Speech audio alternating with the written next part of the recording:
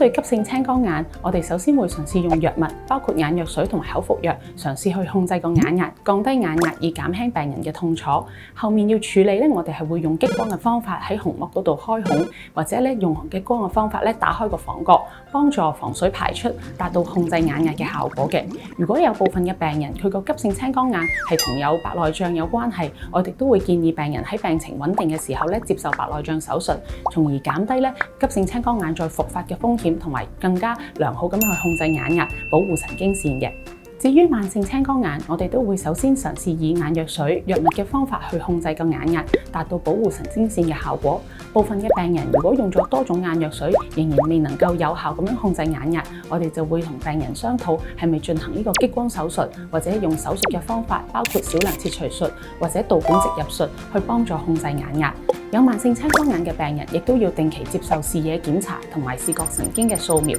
去監察住眼睛嘅情況。